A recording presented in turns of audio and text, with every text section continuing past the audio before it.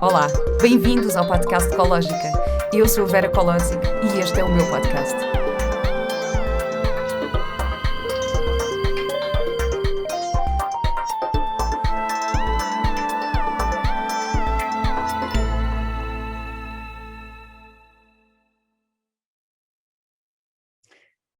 Olá e bem-vindos a mais um episódio do podcast Ecológica. Hoje tenho comigo o Paulo Moreira. Paulo Moreira é licenciado em Psicologia, fundador da marca Treino Inteligência Emocional e CEO da empresa ECA Training Limitada. É ainda autor dos livros Inteligência Emocional, uma abordagem prática e Gerir Emoções, um guia prático. É orador, palestrante e conta ainda com clientes particulares e institucionais de vários setores de atividade. Olá, Paulo. Olá, Vera. Obrigado pelo convite. Obrigada por estar aqui comigo hoje no meu podcast. Paulo, a primeira pergunta que me veio à cabeça, lendo os títulos dos teus livros, é: tu és uma pessoa muito prática. Sou uma pessoa muito prática e estes temas também têm que ser práticos.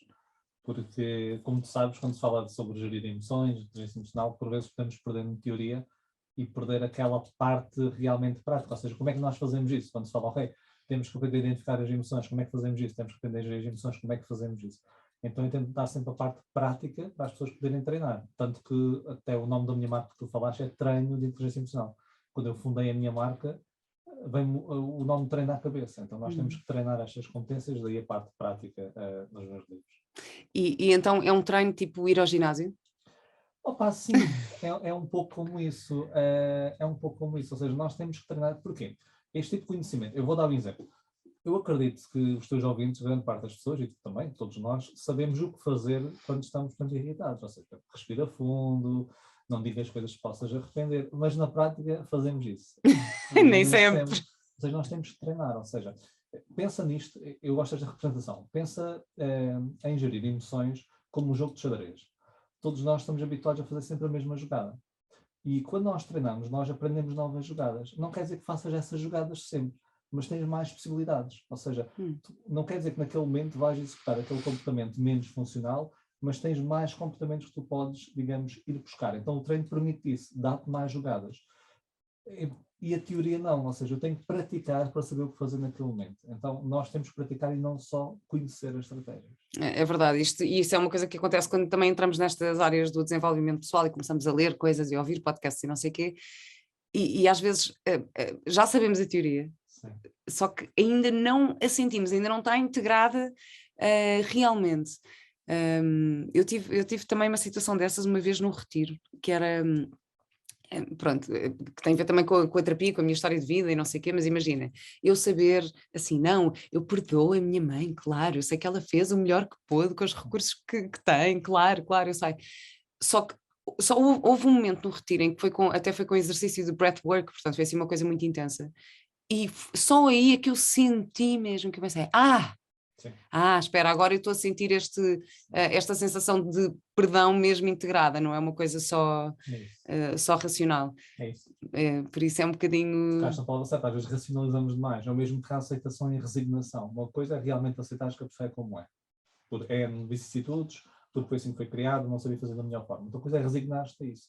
Tu tiveste aí a aceitação completa. Então, por vezes, racionalizamos coisas que na prática temos que senti-las, temos que experienciá-las, temos que praticá-las. E eu vejo muito isso, tu falas de desenvolvimento pessoal. Por exemplo, eu leio um livro de não ficção, desenvolvimento pessoal, de psicologia, etc. Fecho o livro, boa, fixe, gostei deste tema, próximo. E não, nós temos que realmente pôr as mãos na massa, é muito importante. Sim, pois é. E depois eu também acho que há certos livros que ressoam em certas pessoas, e às vezes há momentos, sabes que é tão engraçado, porque imagina, eu tenho imensos livros de desenvolvimento pessoal, porque estou sempre a receber livros, que agora faço este podcast e as pessoas mandam-me livros, não, e que é espetacular, nem sempre tenho tempo não consigo ler todos, e depois, imagina, há livros que eu tenho na prateleira durante anos, e depois eu pego neles no momento certo. Sim. É tão engraçado. Tipo, eu depois pego e penso, de facto, só agora é que eu podia estar a pegar neste livro, porque só agora é que eu vou conseguir compreender e integrar este conceito. Sem dúvida. E eu acho que isso é espetacular. Não há livros errados, é como dizes, às vezes não era o momento certo, e esse torna-se o momento certo. Olha, já agora aproveitei para dizer que na minha plataforma, ecologica.com, temos também uma loja online agora, e tenho lá vários livros que também são livros de referência. Não os li todos, confesso, mas são livros que estão na minha... Se ainda não li é porque estão na minha lista. E por acaso um dos livros que lá tenho também é o Emotional Intelligence do Goleman. Mas vamos falar então um bocadinho sobre isto, sobre inteligência emocional. Então, afinal, o que é inteligência emocional na prática? Na prática. Na prática. Pois há várias definições do que é inteligência emocional. Eu gosto de uma, e tu falaste do Daniel Goleman, já haverá 3 grandes correntes mundiais, depois há correntes mais pequenas, depois podemos explorar isso se tiveres interesse. Mas Goleman define como a capacidade de nós reconhecermos, entendermos e gerirmos as nossas emoções, bem como reconhecer, entender e influenciar as emoções das outras pessoas. E esta definição parece super genérica e tal coisa, parece que é só teórica, tem muita profundidade, ok? Se deres aqui tempo, uns minutos, eu exploro isto a fundo. Ou seja, reconhecer emoções. Nós não conseguimos controlar aquilo que não compreendemos. Então o primeiro passo passa para reconhecer, ou seja, como é que tu te sentes? Como é que eu me sinto? Ou seja, eu estou irritado, estou triste, estou frustrado. Eu tenho uma amiga minha que é professora de Psicologia na Faculdade de Lisboa, da Faculdade de Psicologia da Universidade de Lisboa, e ela diz que ela trabalha muito com jovens e diz-me, esta conversa tivemos já de 2, 3 anos, ela disse-me, Paulo, hoje em dia os jovens só têm 2 emoções. Ou estou bué da bem, ou estou bué da mal. Isso é muito bom. É muito bom, mas é muito mal também. Isso é muito bom, desculpa. Seja, estou bué da bem, estou bué da mal. É que é só isso. Ou seja, e bué da mal é o quê? Estás frustrado, estás angustiado, estás arrependido, estás triste, estás frustrado. É completamente diferente. Então o primeiro passo é reconhecer as emoções. Depois de nós reconhecermos, Isso é, desculpa só interromper daí, mas eu estive a dar uma formação de comunicação saudável, portanto, e que abordávamos vários temas, e entre eles a comunicação não violenta. Sim, e que também o primeiro passo é de facto a observação e não sei o quê, e um dos exercícios que propus às pessoas foi fazer uma lista de emoções. Faz uma lista das emoções, sem pensar se é negativo ou positivo, só pensar, podes listar de uma forma tipo agradável e desagradável, ou seja, não como positivo e negativo, se é agradável para ti ou se é desagradável de alguma maneira. Houve pessoas que vieram com 2 só. E assim, e ninguém passou tipo das 10. Ninguém passou das 10. Há pouca literacia emocional. E foi muito engraçado. E depois, pronto, eu enviei a lista, porque existe também uma lista do Marshall, que é muito interessante, não é? Que é a lista de todas as emoções, e de facto e é isso, eu acho que nos falta algum vocabulário nesse sentido. Falta muito. E a investigação mostra, há um nome que eu gosto muito, que é o Name It to Tame It. Ou seja, nomeia para dominar. Tu apenas consegues dominar, no sentido de gerir uma emoção, se souberes nomeá-la, se reconheceres o que é essa emoção. Então este é o primeiro ponto, reconhecer. Depois é entender. E entender é muito giro, porque entender é o que é que causou e a consequência de permanecer nesta emoção. Por exemplo, a irritação. Portanto, quando nós sentimos raiva, há vários gatilhos. Um dos gatilhos é a percepção de injustiça. Então eu tenho que entender o que é que causa as emoções. Okay? Porque é que eu estou a sentir esta emoção? E depois eu tenho que entender o que acontece se eu permanecer nesta emoção. E eu vou dar um exemplo que eu costumo dar nas minhas formações. Imagina, na empresa, eu trabalho muito com empresas, um colaborador que está aborrecido. Okay? Aborrecido com a tarefa que está a fazer. Ele sente que tem muito mais competência para aquilo do que a tarefa que lhe estão a dar. E isto repete-se diariamente. E ele começa a procrastinar. Pergunta para, digamos, quem nos está a ouvir, refletir. Para queijinho, pergunta para queijinho. Se eu estiver aborrecido e permanecer nesse estado, qual é o estado que pode vir a seguir ao aborrecimento? Pronto. Isto também é uma teoria sobre as emoções. Okay? Neste caso de Plutchik, há várias teorias sobre as emoções. O aborrecimento das pessoas costumam dizer frustração, irritação, mas o aborrecimento, o que leva tipicamente é para o nojo. Okay? Eu estou aborrecido, é o mesmo pensar assim, pode não soar bem o nojo, mas pensar assim, imagina que tu comes sopa hoje de cenoura com alface. Cenoura com alface. E amanhã também. E depois de amanhã também. Começas já a aborrecer. Outra vez sopa de cenoura com alface. Passado um mês já estás enjoada dessa sopa. E o nojo faz-me eu rejeitar aquilo que eu estou a fazer. O aborrecido, eu não tenho tanta energia para executar aquela tarefa. O nojo eu quero repulsar, eu quero evitar aquela tarefa. Então eu tenho que entender o que é que pode causar. Então o entendimento é isto. O que é que causou e o que é que pode permanecer com esta emoção. Depois... Isso é interessante. Eu também estou a ler um livro que é o Deixar Ir, do... como é que ele se chama? Watkins, qualquer coisa, David... agora não me lembro do livro. Chama-se Deixar Ir, sim. E é muito engraçado porque tem uma escala de emoções também.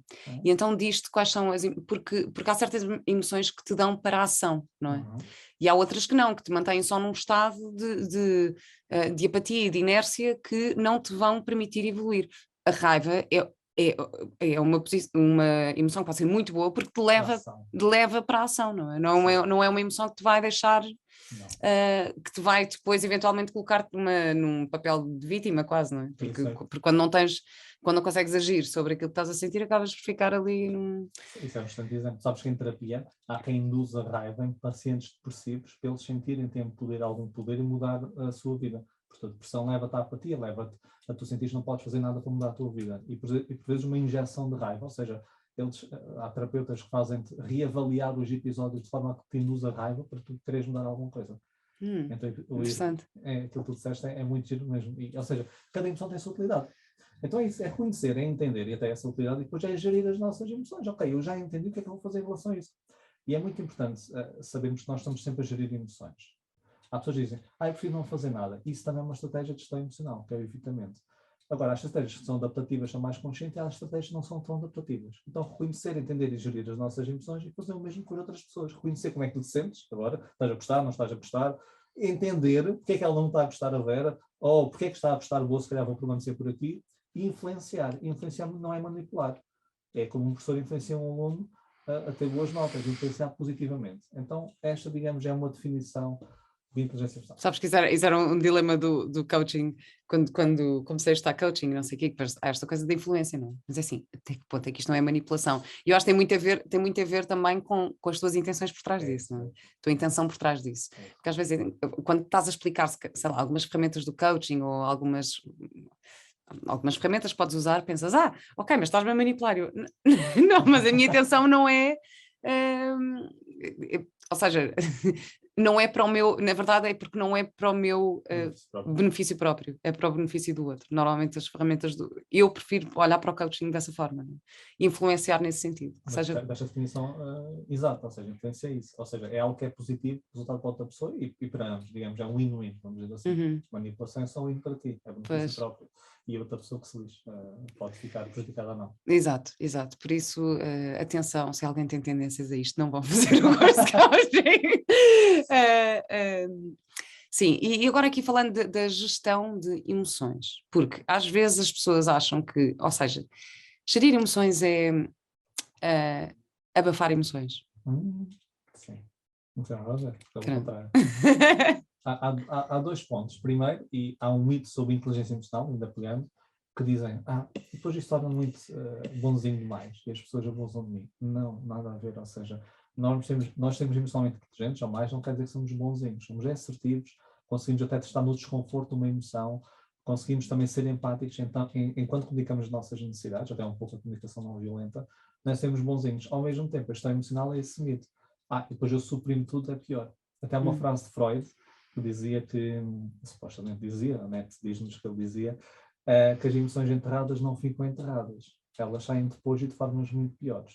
Então, suprimir emoções... É tipo um vulcão, não é? É tipo um vulcão. Aliás, há um fenómeno que é o emotional leaking, ou seja, é quase o verter das emoções, em que, e já deves ter experienciado isso, ou visto alguém a experienciar. Portanto, um episódio de pequena carga emocional, vamos supor que estás a ver um filme com alguém, e acontece muito nos jovens, tipicamente, culturalmente, suprimem mais emoções. Vamos supor que estás com alguém, de repente, numa cena qualquer romântica e tal, começa a verter lágrimas, seja com muito mais força do que supostamente deveria verter naquele caso. Isto é, digamos, nós estamos a suprimir, de repente é como se, quando libertasse muito mais. Então, suprimir, não. Aliás, não é nunca suprimir emoções. Tu poderás fazer em certos contextos sociais, profissionais, como tu sabes. Se calhar estás num contexto profissional, não te agrada, mas naquele contexto tu suprimes. Mas não deves sempre utilizar a supressão emocional e depois de teres suprimido naquele momento, deves tentar lidar depois com essa emoção. Olha, uma vez aconteceu-me uma... Foi mesmo má gestão da minha parte tipo, emocional. Então, eu estava a filmar, estava a fazer um filme, o meu primeiro filme. Tipo, estou a fazer cinema, uau, espetacular. E tinha a cena mais complicada desse filme, que era o funeral do meu pai, mas que aquilo era tipo uma eutanásia, então era tipo nós estávamos a despedir-nos, ele estava vivo e nós sabíamos que ele estava a ir para a morte, portanto, porque era passado num mundo assim, num mundo futurista, assim, diferente, assim. E então, aquilo supostamente era uma cena assim com uma carga emocional enorme, não sei o quê. O que é que me aconteceu? 2 dias antes de eu filmar, faleceu uma pessoa muito próxima e foi assim super intenso para mim. E tive o funeral, o velório, o funeral foi no dia seguinte, portanto, isto foi, eu ia gravar num sábado, ia filmar num sábado, Acho que a morte foi tipo na quarta e o funeral foi na sexta, uma coisa assim. E eu no sábado dia. E o que é que eu fiz? Eu disse, espera lá, deixa-me aproveitar isto para a cena que eu vou filmar, portanto vou aqui. E então fiquei 3 dias assim, não, vou guardar isto, que é para só rebentar no dia em que eu de facto vou precisar. O que é que aconteceu? Cheguei ao dia, estava apática.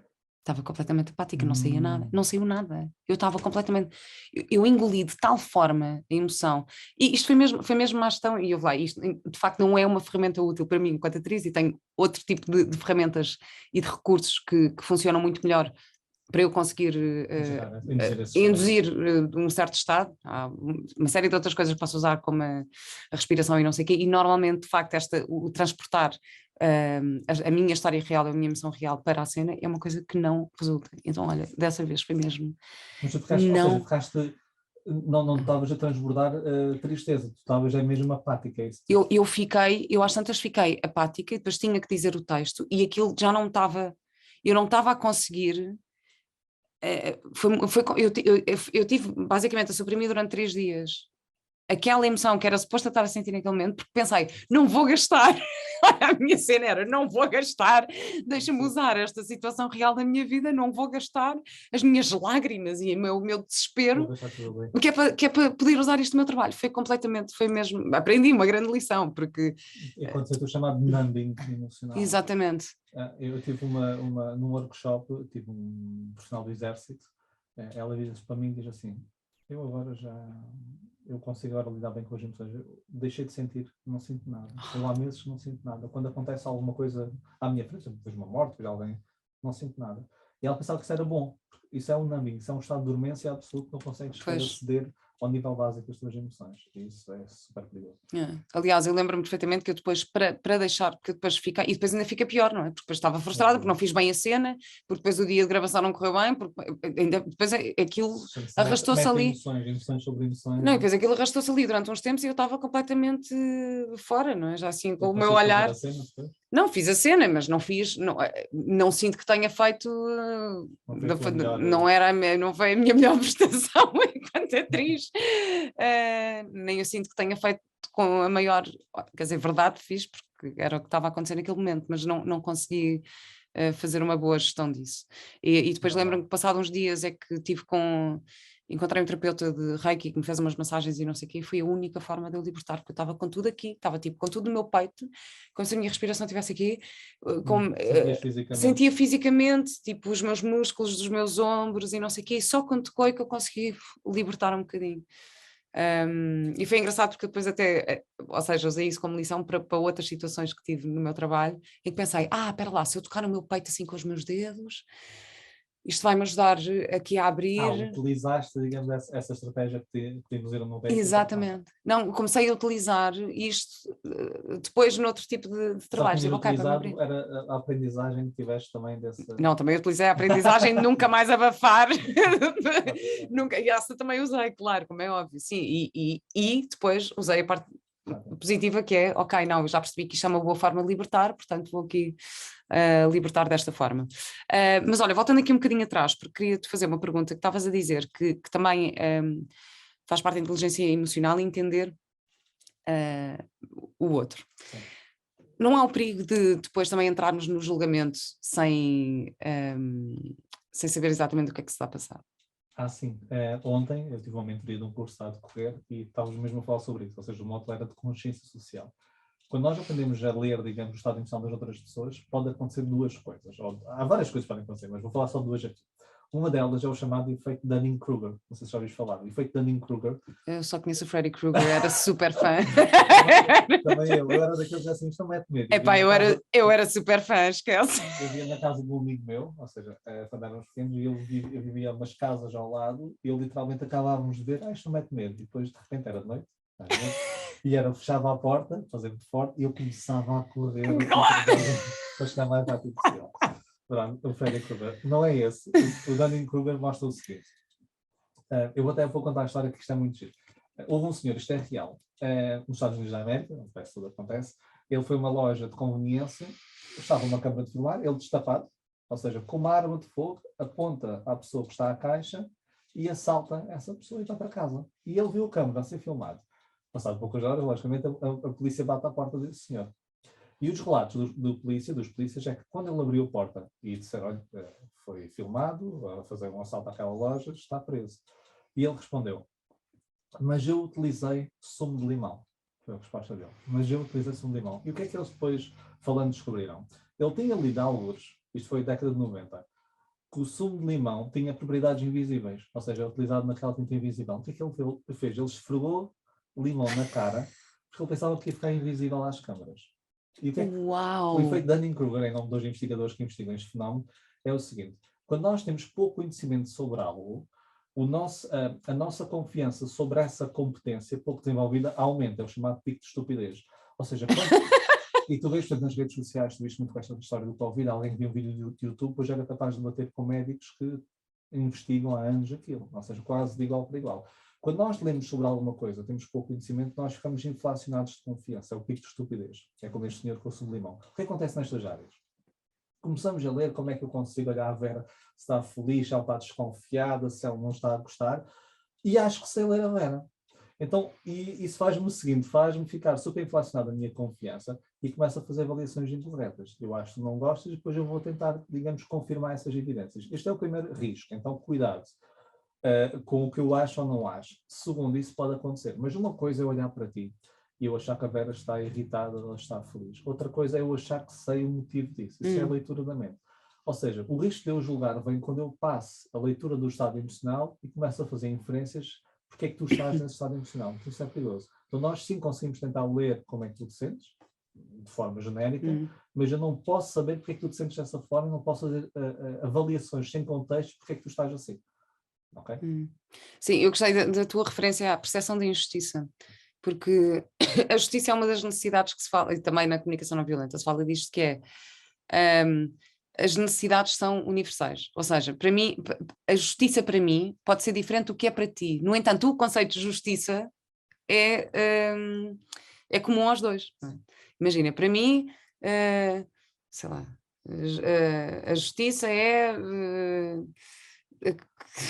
sei lá, agora não me estou a lembrar de um exemplo, mas alguma coisa de igualdade. Mas para ti pode ser justo tu receberes mais do que eu. Pronto, whatever, qualquer coisa, não é? Para mim o que é justo é nós os dois recebermos o mesmo salário, mas para ti é mais justo que tu recebas mais do que eu. É mais justo, a pessoa trabalha mais, e para ti se calhar é mais de igualdade. Exatamente, exato. Portanto, o conceito de justiça, esta necessidade é comum.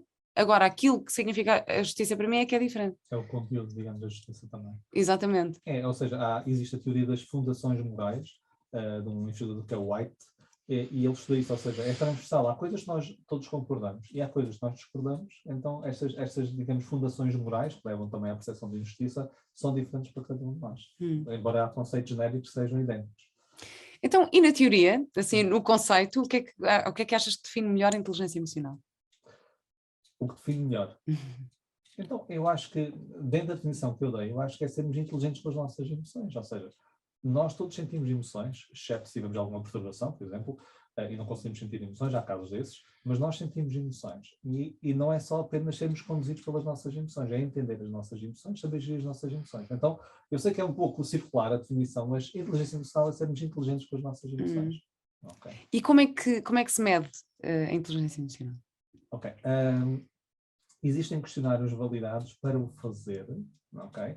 Ou seja autorrelato, ou seja, tu avaliaste, ou seja, de 1 a 5 ou de 1 a 7, tu costumas fazer isto ou não.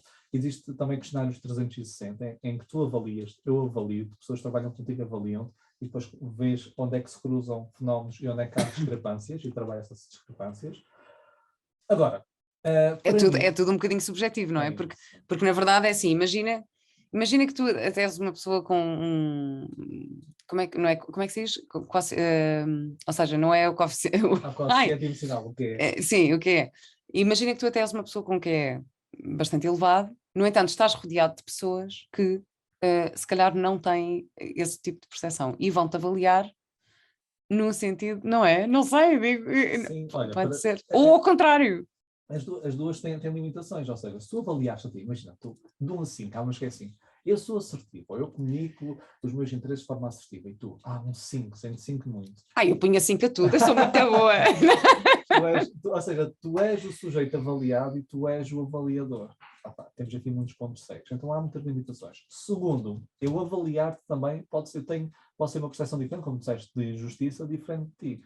Então há limitações. Para mim é no terreno, ou seja, realmente, porque nós também estamos a fazer essas avaliações a frio. Okay? Por exemplo, tu sabes que a frio, nós todos somos ótimos a dar conselhos a outras pessoas. Para nós é pior. Estamos envolvidos emocionalmente. Há a cognição fria e a cognição quente. E nós, quando nos avaliamos, é na cognição fria. E a cognição quente, aí é que sim nós vemos como é que nós somos. Então, para mim, os testes para medir inteligência emocional têm muitas limitações. Okay? Tem que ser no terreno, como é que nós avaliamos a quente naquele momento. Mas no terreno como? Tipo um especialista como tu? Não. Eu estou a dizer sem avaliação desse género. Ou seja, tu quando estás irritada, Vera, no momento, o que é que tu fazes tipicamente?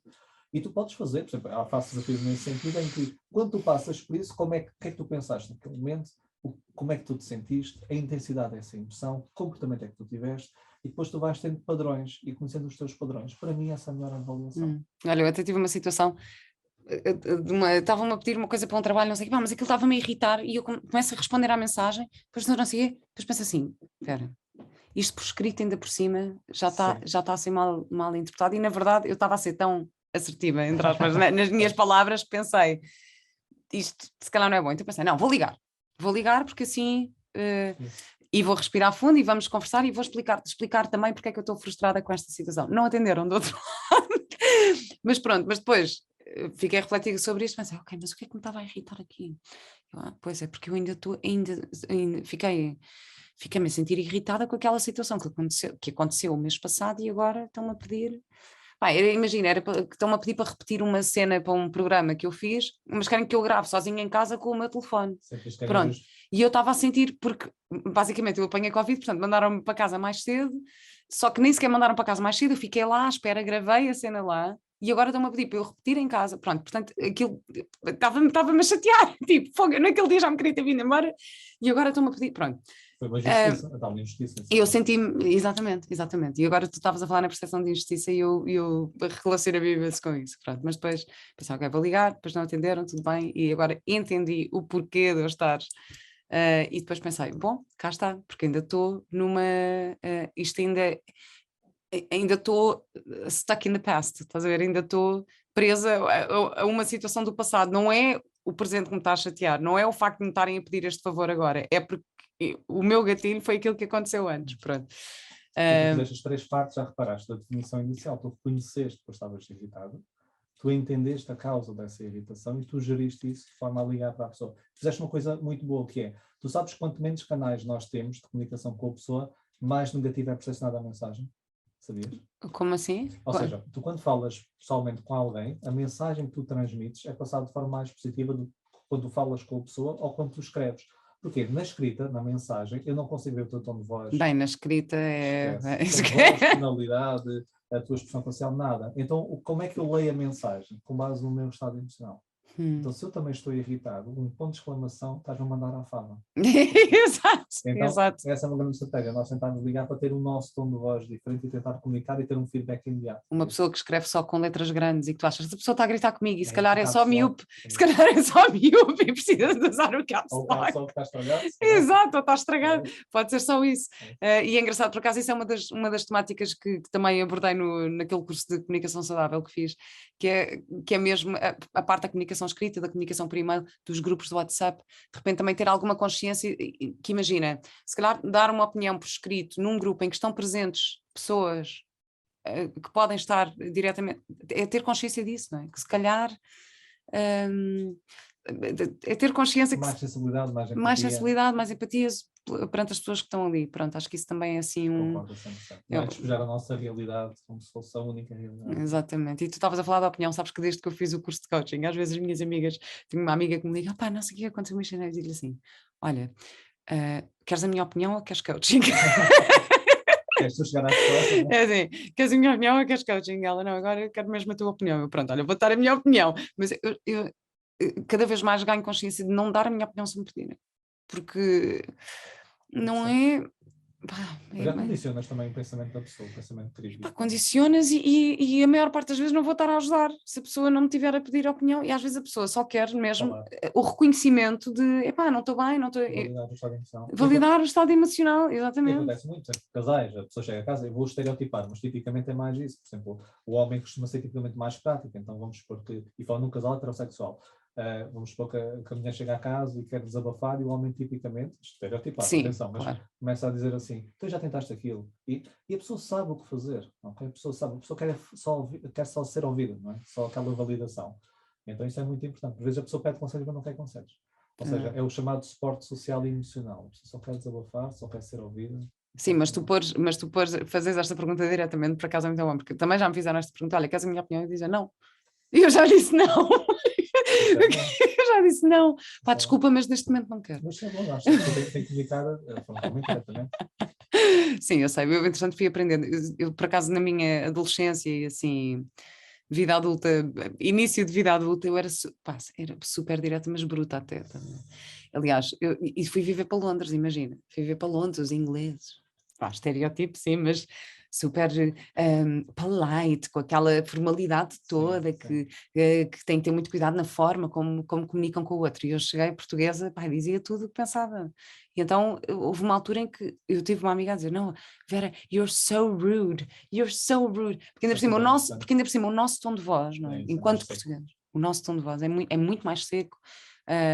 Eu até tenho uma voz assim bem colocada, não falo mais alto se calhar do que o inglês, não tenho aquela voz mais tipicamente inglesa, então para mim a minha história também era diferente. Eu fui para Londres estar aos 18 anos, já trabalhava profissionalmente cá, fui fazer teatro para lá e sempre que havia um exercício eu dava a minha opinião, porque para mim pessoalmente, na minha experiência, eu preferia que as pessoas me criticassem para eu poder melhorar do que estarem só a dizer espetacular e baterem palmas. Pronto.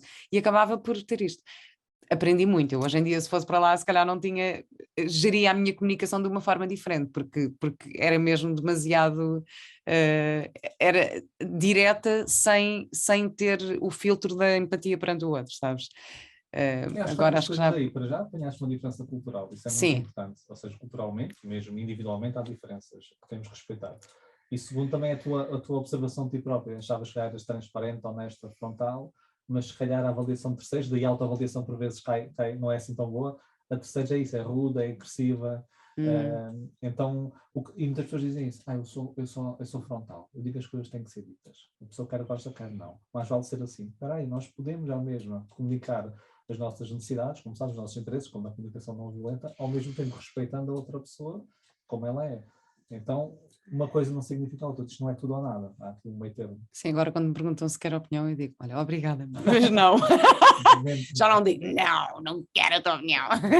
É diferente. Olha, e qual é que tu achas que é a importância da inteligência emocional nos nossos dias? Porque, aliás, eu também gostava que falasse um bocadinho aqui da origem e historicamente aqui da inteligência emocional, porque durante muitos anos achava-se que o QI é que era o supra-sumo da batata. Sim. Podes contextualizar aqui um bocadinho? Posso. Olha, já agora, a inteligência emocional, quando se fala e quando eu pergunto às pessoas, quem criou a inteligência emocional? A grande parte das pessoas diz Daniel Goleman, porque ele escreveu um livro em 1995 com o nome Inteligência Emocional, é o tal que tu tens no teu site, e o subtítulo em inglês era, porque é que pode ser mais importante do que o QI? Daí a tal guerra. E em 95 chocou a comunidade empresarial, porque até então achava-se que o QI previa todo o sucesso académico profissional. Mas não nasceu aí. Nasceu mesmo na década de 90, por dois psicólogos, John Mayer e Peter Russell, veio da Universidade de Yale. Peter Russell atualmente é o reitor da Universidade de Yale. E eles, na década de 90, em 1990 mesmo, publicaram um artigo científico com o nome Emotional Intelligence e criaram o primeiro construto, digamos, deste tema. Goldman era um escritor do New York Times, da rúbrica de ciências. Ele inspirou-se nessa investigação, noutras investigações, fez, digamos, uma saladinha e criou, digamos, o seu modelo e a sua corrente de inteligência emocional. Então, historicamente, é isto. Porque se nós formos ver a literatura de investigação mesmo, não existe investigação que mostre uma correlação forte entre o QI e o nosso sucesso. Não quer dizer agora, pois já a guerra, de repente, a inteligência emocional é que o QI não serve para nada. Não, logicamente, se não souberes fazer as tuas competências técnicas, portanto, tu enquanto atriz, se não souberes interpretar papéis, etc. Se não souber ler. Não és contratada. Agora, isso é necessário, mas não é suficiente nos dias de hoje. Essas competências socioemocionais são muito importantes mesmo. E tu passaste por uma delas, deixa o teu exemplo, em que a tua competência na altura de inaptidão de gestão emocional teve uma consequência no teu papel. Então essas próprias... a própria inteligência emocional pode sobrepor, digamos, as nossas competências técnicas, pode potenciar ou pode diminuí-las. Pois é, não, isso não é incrível. Porque ao mesmo... Porque isto não é em todos os contextos, porque imagina, eu sinto que já conheci pessoas com muita inteligência emocional e que, imagina, em meios rurais, olha, eu conheci e que se calhar não são, que não têm as competências racionais, ou seja, racionais no sentido mais... Técnicas, digamos, sim, cognitivas. Nem é cognitivas, Sim. mas... e que têm uma inteligência emocional incrível. Ou seja, uma pessoa pode ser... pode ser muito inteligente emocionalmente e se calhar não ter um QI muito elevado e vice-versa também. Sim, as duas coisas não estão correlacionadas. O que é mais prejudicial? Olha, no meu livro eu até dou o exemplo do João e do Pedro, em que o João conta 54 mini-histórias e o João é a pessoa que tem um elevado QI, um gênio, e um baixo QE. E o Pedro é um elevado QE e um baixo QI. O baixo QI não é alface, não é ali um QI de 10 ou 20 que não existe, mas é um QI, digamos, médio e baixo. É assim, as consequências, tipicamente, as piores são do baixo QE. Porque imagina, a inteligência emocional relaciona-se a todas as áreas da tua vida. Por exemplo, a tua vertente pessoal, a tua vertente social, mesmo o teu trabalho. Por exemplo, Daniel Goleman diz uma frase, isto com base, digamos, na investigação que existe, que é: nós somos contratados pelo nosso QI, mas somos despedidos pela nossa falta de inteligência emocional. Eu trabalho com muitas empresas e eu não conheço ninguém nos recursos humanos, trabalho muito com os recursos humanos das empresas, a dizer assim: olha, Paulo, despedimos aquela pessoa porque aquela pessoa tecnicamente não estava a conseguir fazer a função. Isso é raro acontecer, porque a pessoa aprende. Agora, aquela pessoa não sabe lidar com a frustração, grita com os colegas, não sabe trabalhar em equipa, é desinteressada, procrastina, todas as competências socioemocionais, a sua falta é muito mais prejudicial para nós. Então, se eu tivesse que optar, eu não gosto da dicotomia de uma coisa ou outra, mas se eu tivesse que optar, a inteligência emocional, digamos, tem um peso maior no nosso dia a dia. Claro. Vida. Aliás, estamos aqui a vender o teu peixe, não é? Tem que ser, não é? Mas eu digo sempre que as duas são importantes, ok? Não sou o adepto de só aquilo, as duas são muito importantes. É que me obrigaste. Exato, eu sei. Manipulação. Manipulação total. Então, e voltando aqui a estas competências, esta forma de gerir as emoções, o autocontrole e a autorregulação são a mesma coisa? Bastantes questões, bem. Estás a ver? O autocontrole. Olha, tu estás a ver que não sou resposta muito direta, depende sempre do ponto de vista e do contexto, mas em inglês tu podes utilizar control or manage, e há pessoas que utilizam de forma intercalada, ok? Ou seja, control e manage como se fosse a mesma coisa. Agora, se nós formos mesmo especificamente, autocontrole e regulação emocional, ou autogestão, gestão emocional, são conceitos diferentes. E porquê? Controlo significa controle volitivo. E o que é volitivo? A volição é pela minha vontade. Por exemplo, eu pego o meu telemóvel, pela minha vontade, ligo pela minha vontade. Tu bebes água, apetece beber e tu bebes pela tua vontade. Agora, nós não conseguimos, era bom. Por exemplo, vamos supor que tu estás triste. Ok, não quero ficar triste. Tristeza, desliga. Eu estou ansiosa com esta palestra. Ansiedade, desliga. Eu não estou feliz, felicidade, liga. Isto não acontece. Ou seja, nós não temos controle volitivo sobre as emoções. Então, o termo mais correto é regulação emocional, ou gestão emocional, mais do que autocontrole. Ok. Está bem. Mais a ver com a parte volitiva. Embora eu também utilize o meu livro autocontrole. Não dessa forma, de uma forma de gestão emocional, ok? Mas, se formos mesmo a ser específicos, esta é a diferença. E de que forma é que nós podemos fomentar isso nas nossas crianças, por exemplo? Isto, digo-te que é um desafio, é um desafio da minha vida e na vida de vários pais também, que é como é que podemos ensinar isto? Olha, porque ainda por cima nas crianças há muita tendência de fazermos isto através de... não é chantagem emocional, mas uma negociação, não é? Que é tipo, olha, se conseguires fazer isto, eu dou-te isto, ou tiro-te isto, ou... o que é que tens a dizer sobre isto? De recompensas e punição. Sim. É assim, isso é sempre um tema que dá pano para mangas, e várias teorias sobre parentalidade positiva, consciente, etc. E realmente eu acho que é muito importante as crianças aprenderem também a lidar com as suas emoções. Nós temos autonomia suficiente, depois depende das idades, logicamente, não conduzir o que nós consideramos que é o não correto, ok? Ter cuidado sempre com esse tipo de recompensas e punições, mas, tirando estes pontos, o que é mais importante é que as crianças aprendem mais por modelagem. Mais do que nós dizemos é aquilo que fazemos. E acontece muito isto. Nós queremos que os nossos filhos sejam os mais simpáticos, assertivos, empáticos, e depois, se calhar, nós não temos esses comportamentos. Há uma amiga minha que é professora do ciclo, e ela conta-me que havia um aluno que ele criava muitos problemas na sala de aula, falava alto, respondia à professora, a ela, e entretanto chamou os pais, numa reunião normal, e nesse caso chamou o pai desse menino, e ela contar-me isto, Paulo, e isto é uma coisa que várias pessoas já presenciaram. Ele diz que o pai entra, a agarrar na mão do menino, tu vai ter com ela, larga a mão, bate com a mão na mesa, e diz assim, mas quem é você para dizer que o meu filho, ela tinha dito que estava a ser mal educado, quem é você para dizer que o meu filho é mal educado? Ou seja, o que é que ele está a ensinar ao filho? Okay? Então eu acho que o mais importante de tudo é nós trabalharmos em nós, que eles vão modelando esse comportamento. Isso é o mais importante. Como é que o meu pai ou a minha mãe estão a lidar com essa frustração, com esta tristeza? Eles estão a absorver tudo. Pois é, verdade. Eu no outro dia tive uma ótima com o meu filho. Estava a sair de um lugar, não sei o quê, e bati com o carro, marcha atrás, no outro carro. No meio de Sintra, tipo. E fugi, claro. Não, não, e parei assim à procura de uma caneta na minha mochila e depois tirei papel, arranjado lá, não sei o quê. Oh, mãe, o que é que estás a fazer? Eu, então, filho, estou a escrever o meu número de telefone, vou deixar aqui. Ah, mas para quê? Não está aqui ninguém. Eu disse, não, filho, eu vou deixar aqui o número de telefone que é para a pessoa me ligar quando perceber que bateram no carro. Pronto. Ele, está bem, pronto. E ficou com aquilo, mas a primeira ideia dele foi, não está aqui ninguém, vai-te embora. Eu, não, vou ficar aqui, vou escrever o papel e vou deixar. Depois foi ótimo, porque era o carro de uma amiga minha, que me ligou passados uns dias a dizer, oh Vera, eu ri-me tanto, tipo, já ninguém faz isto, tu deixaste um papel com o teu nome, com o teu número de telefone. Foi muito bom. E esse é um excelente exemplo, ou seja, e até as ideias pré-concebidas que ele possa ter, e aí começamos a corrigir. Agora, se tu dissesses assim diante de sofá, olha, imagina, se acontecer alguma coisa, deves já fazer isto. Que a nossa memória, nós temos tanta informação, tantas memórias, nós gravamos as memórias mais emocionais. E as mais emocionais é o que nós assistimos naquele momento. Então, quando acontece alguma coisa do impacto emocional, e depois eles veem como é que o cuidador lida com isso fica muito mais gravado no seu repertório comportamental. Então, é muito importante nós primeiro trabalharmos em nós do que queremos logo trabalhar nos nossos filhos. Se nós não tivermos trabalhado em nós, não tem tanto efeito trabalhar diretamente nos nossos filhos. Pois é. E olha, queria falar então também aqui, puxando aqui um bocadinho da ideia das crianças, a história da neuroplasticidade, não é? Porque o nosso cérebro não está estanque, é possível nós trabalharmos nisto, certo? Sim. Queres explicar aqui um bocadinho o que é a neuroplasticidade e como é que pode ser trabalhada?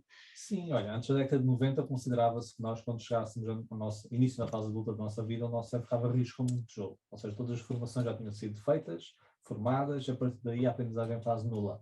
E tu tens ditados e provérbios que refletem isso. Por exemplo, burro velho não aprende línguas, não é? Ou eu sou mesmo assim, já o meu pai era. Isso serve muito... mas isso é verdade, isso é o que quer dizer. Isso serve muito para nós estudarmos e desresponsabilizarmos, tentar fazer algumas mudanças. Ok, logicamente, há um fator biológico, genético, e há um fator contextual. Logicamente, há pessoas que têm mais propensão a explodir mais naturalmente, sim, mas mesmo assim não quer dizer que elas não consigam trabalhar e que estas explosões sejam mais controladas, menos intensas, etc. Então, o primeiro ponto, burro velho sim aprende línguas, quer dizer, um burro não aprende línguas, mas usando essa metáfora aprende, lá também vai ser assim, eu posso ser diferente, ou pelo menos trabalhar para isso. Então, o nosso cérebro continua a formar novas ligações até ao fim da nossa vida. Logicamente que aquele borbulhado de novas ligações é muito maior ao início da nossa vida, do que depois temos uma grande bagagem por trás. Mas o nosso cérebro continua a formar ligações e a metáfora mais utilizada é como se fosse uma estrada de terra batida. Por exemplo, tu se estiveres numa estrada de terra batida que só foi passada uma vez, tu não consegues bem ver, uma bicicleta a passar uma vez, não consegues bem ver aquela estrada. Tu estás à procura, se calhar até com a erosão, com o vento tapou. Agora, se a pessoa passar várias vezes, tu olhas e notas a estrada melhor. E essa estrada é passada muito mais rapidamente e facilmente. Então, quanto mais nós executamos um comportamento, seja o que for, mais nós trilhamos essa estrada. Então, mais rapidamente o nosso cérebro acede a essa estrada. E o que a investigação mostra é que, isso também é importante, mesmo tu teres um caminho diferente, aquela estrada nunca desaparece a 100%. É por isso que, por vezes, há pessoas que têm um trabalho constante em si e, passado 15 anos, são capazes de escorregar e voltar a um comportamento antigo. isso pode acontecer, está tudo bem, mas depois temos que voltar outra vez para a autoestrada. Não, sim, e ganhar consciência disso, ou seja, já é um passo grande, não é? É um grande passo usar, digamos, a força do arrependimento, que é uma emoção muito importante. A força do arrependimento, fala-me sobre isto. Sim, olha, o arrependimento, e há muita investigação agora. Aliás, eu aconselho mais um livro para a tua prateleira. Um novo livro do Daniel Pink, que é o The Power of Regret, o poder do arrependimento, em que mostra que o arrependimento é uma emoção muito poderosa para nós aprendermos e mudarmos. Sabes que há teorias, eu não sei, atenção, eu não sei, daí posso dar o tal julgamento, a tua ideia sobre o arrependimento. Porque há pessoas, e eu no meu podcast às vezes pergunto o que é que achas sobre, e as pessoas, eu não tenho arrependimentos. Está feito, está feito. E o que a ciência mostra é que nós devemos olhar para o arrependimento e aprender com o arrependimento. O arrependimento é quando eu fiz uma coisa e gostaria de ter feito outra. E isso permite-me analisar aquilo que fiz, porque é que eu gostaria de fazer outra, aprender mais sobre mim e da próxima vez tentar fazer uma coisa de forma diferente. Então, por vezes, como disseste bem, olhar para trás e aprender, ou seja, usar o arrependimento, ok, eu gostava de ter feito outra coisa, porque é que eu gostava de ter feito isso, como é que eu posso fazer no futuro caso apareça. Então, usar, digamos, o poder desta emoção. Por acaso eu não penso muito como arrependimento, penso mais como sentido de responsabilização. Ou seja, eu gosto de me responsabilizar por aquilo que, mesmo se não fiz aquilo o mais correto que eu acho que poderia ter feito naquela altura, se calhar penso, ok, vou-me responsabilizar por isto, agora como é que eu posso resolver? Primeiro resolver em mim, como é que eu posso lidar com isto? Como é que eu vou ficar mais descansada com isto? Ok, se calhar, imagina que é alguma coisa que eu disse a alguém, ou que, por exemplo, depois arrependi-me da forma como disse. Eu posso assumir isso, não é? Posso ligar a essa pessoa e dizer, olha, só para te dizer que eu sei que disse aquilo, sinto que disse aquilo de uma forma que gostaria de ter dito de outra forma. Pronto, desculpa, Ótimo, sei então lá. tocaste num ponto muito importante. Usaste o arrependimento, mas o arrependimento é só isso. Eu fiz uma coisa, disse uma coisa e não gostaria de ter dito. E tu agora estás a responsabilizar. O que acontece muitas vezes? Eu tenho arrependimento e eu rumino sobre o Pois, arrependimento. exatamente. E eu acho que é isso que a palavra. Eu era capaz de dizer, não, está bem, já não tenho arrependimentos, nesse sentido, tipo, não gosto de ficar a ruminar, porque isso não vai ajudar em nada, não é útil para mim, não é útil para o outro, não é. Quer dizer, não sinto que seja útil ficar. É porque as pessoas falam às vezes conceitos da literacia emocional, ou seja, tu utilizaste o arrependimento e responsabilizaste, há pessoas que utilizam o arrependimento, mas ruminam e prendem-se no passado, naquele momento. Então tu usaste o arrependimento e responsabilizaste, o teu arrependimento é bom, foi o motor. Se não te arrependesses, significa que tu olhavas para trás e estavas-te a borrifar. Ok, disse o que tinha a dizer. Então nunca ias responsabilizar-te em mudar o teu comportamento. Pois. Interessante este do arrependimento, tenho que ir pesquisar esse melhor. Tu achas que podes deixar aqui algumas dicas práticas de como começar a aumentar a nossa inteligência emocional ou começar a ter mais consciência disto? Sim, olha, eu acho que, eu sei que vou ser um pouco circular, mas o primeiro passo é sempre, mais uma vez, reconhecer os nossos estados emocionais. Eu não posso partir logo para a gestão emocional, eu tenho que entender as minhas emoções. E para isso nós temos que aprender a reconhecer as nossas emoções. E há várias formas de fazer. E tu há pouco tocaste num pormenor muito interessante, foi a agradabilidade. Emoções agradáveis ou menos agradáveis. Então, um passo, e é um modelo que é o chamado Mood Meter, o Mood Meter ensina-nos que, segundo esta teoria, há emoções que são agradáveis ou menos agradáveis, e há emoções que têm mais energia e há emoções que têm menos energia. Então é um quadrante, ou seja, os 4 quadrantes têm 2 eixos. Então, como é que as pessoas podem fazer? Isso é de quem? É baseado? O Mood Meter é do Centro de Inteligência Emocional da Universidade de Leiria. Uau, ok. Sim. Então, por exemplo, isto para os leitores, para todos nós que estão a ouvir, eu posso, cada vez que tiver uma emoção, pensar, como a Berta tinha dito, esta emoção é agradável ou não é agradável? E não é um tudo ou nada, ou seja, há mais agradabilidade e menos agradabilidade. E depois, tem mais energia, ou seja, é mais intensa ou é menos intensa? E eu começar a partir daqui a navegar nas minhas emoções. Por exemplo, o aborrecimento tem menos energia e não é agradável. A raiva não é agradável, tem muita energia. A euforia é agradável e tem energia. Ou a calma é agradável, mas tem pouca energia. Então, entendendo, identificar as minhas emoções e fazer o que tu disseste muito bem, que é, e esse teste eu também recomendo a todos, que é escrever todas as emoções que a pessoa conhece hoje, fazer uma lista. E depois ir pesquisando novas emoções. Ir pesquisando listas, como tu disseste, o Marshall, e eu ir cultivando, digamos, esta literacia emocional. Esse é o primeiro passo. Já ajuda imenso. O segundo passo, e as pessoas podem ir aos dicionários, no Primeran, Oxford Dictionary, Merriam-Webster, pesquisar o que é que significa cada emoção. E eu, ao aprender sobre as emoções, eu começo a olhar para as emoções não como uma coisa que me pode atrapalhar, ou que está aqui a mais por vezes, mas como as nossas melhores amigas. Porque as emoções têm uma função. Só que nós não estamos habituados a compreender o que a emoção nos diz, nós não fomos ensinados. Mas a emoção, isto é a base, a emoção é a informação. Isso é uma boa dica, ir pesquisar no dicionário Ok, está bem, vou pôr um dicionário à venda na loja. Depois dizes-me qual é a melhor referência, porque achas que as definições do dicionário também são. Olha, uma vez tive uma história também ótima com um amigo meu e estávamos a ter uma discussão qualquer, não sei o que, eu disse: pá, estás a ser sonso, estás a ser sonso. E ele: sonso? Não estou nada, não estou a ser sonso. Então eu percebi que para ele sonso era uma coisa completamente diferente.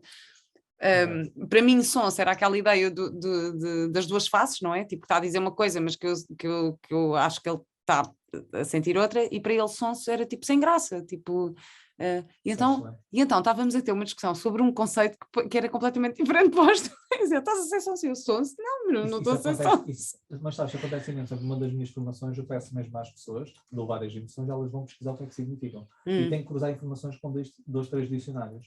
E depois explicam o resto da turma. E depois começa a haver o debate. É muito giro. Às vezes nós temos concepções erradas de emoções, mas tu vais a ver os dicionários podem diferir ligeiramente, mas tocam em pontos centrais. Por exemplo, o arrependimento é isto, é quando tu fizeste uma ação que gostarias de ter feito outra. A culpa significa que tu fizeste uma ação que vai contra, sei lá, uma representação moral, o que tu achas está errado, ou que a sociedade acha que está errado. A vergonha tem a ver com a tua identidade, ou seja, enquanto a culpa é eu fiz uma coisa errada, a vergonha eu sou uma pessoa má. Ou seja, isto é muito importante nós entendermos, para depois entendermos o que é que a emoção nos está a dizer. Para mim, é o melhor treino de todos.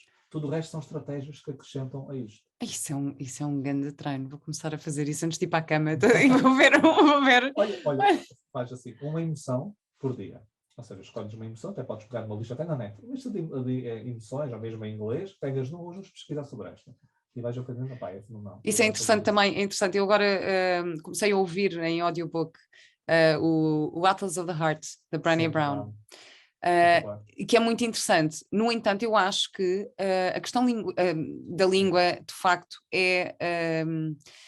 porque imagina, ela fala no despair, no desespero, e que eu acho que é diferente em português e em inglês mesmo, o conceito que está por trás da emoção, mesmo as situações que ela descreve, às vezes pensa, mas isto para mim é mais angústia do que a angústia que ela falou ali. Portanto, também existe toda esta parte cultural, não é? Existe, ou seja, há definições. Assim, grande parte das emoções tu consegues mesmo em inglês e traduzir e representar a mesma coisa. Mas depois já existem aquelas que têm essas nuances, tens razão.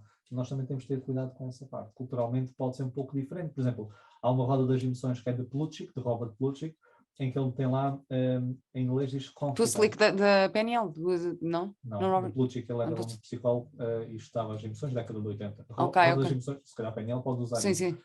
E ele diz lá trust. E trust é, por exemplo, tu sentires confiança na pessoa. E há quem traduz a roda como confiante. E uma coisa é estar confiante, a coisa é ter confiança em ti. Trust you. Então sim, temos de ter depois cuidado com essas nuances. E é engraçado porque a confiança também pode ser fé. Ou seja, confiança... em algo maior que eu. Fé, o acreditar, não é? Por isso, pois isto é tudo. Depois tens palavras como saudade, que não existem sempre noutras línguas. Pois é, saudade. Tu tens alguma descendência alemã, não é? Não. Sim, o meu pai era alemão. Tu tens há uma... Não sei. Mas não falo alemão. Ainda bem que eu também não. Mas há uma palavra que é chave para dúvida, coisa assim, que é eu sentir alegria pela infelicidade de outras pessoas. É a palavra alemã. Como é que é? Eu sentir alegria. Por acaso, uma coisa assim. A Brené Brown fala numa palavra assim, que é tipo um composto, é tipo uma palavra composta. É que não se traduz para nenhuma língua, usa-se mesmo a expressão em alemão. Uma coisa assim, não percebo nada, mas é basicamente, é tipo... E basicamente é isso, ou seja, eu sentir a alegria no infortúnio de outros, que não se traduz também. Então é giro ver também que cada cultura tem as suas emoções, as pessoas sentem isso, sentem aquela emoção que tu não sentes, tu podes é sentir a alegria que a pessoa está a passar aquele, mas não é uma emoção conjunta. Sabes como é que se diz pessoa espetacular em alemão? Kolotzig. Não, estou a brincar. Estou a brincar. Paulo, olha, muito, muito, muito obrigada. Queria só aqui perguntar onde é que te podemos encontrar? Se quiseres dar a tua morada. Não, olha, eu tenho um website que é o treino inteligenciaemocional.com e se calhar o Instagram que é paulo.jmoreira. De resto, depois tenho lá links para várias coisas. Links para tudo. Os teus livros estão à venda em todas as livrarias. Sim, está, o Luke e arredores. Sim, o Inteligência Emocional e Gerir Emoções. Muito bem, tudo guias práticos, portanto é tudo para praticar. Eu sei que os meus nomes não são sempre muito criativos, é um guia prático, na verdade. Exatamente, mas é ótimo, ainda bem, é isso que se quer, não é? Nós queremos é tudo na prática. E tenho a última pergunta para ti, que é a minha pergunta de sempre, que é qual é a tua ecológica de vida? Qual é a minha ecológica de vida? Não estava a falar de uma. Eu não sei. Tem que ter uma. Assim, é uma ecológica de vida, é assim o teu, sei lá, pode ser o teu lema, o teu conceito, eu costumo dizer que ecológica é raciocínio positivo, portanto é assim a forma de encarar a vida.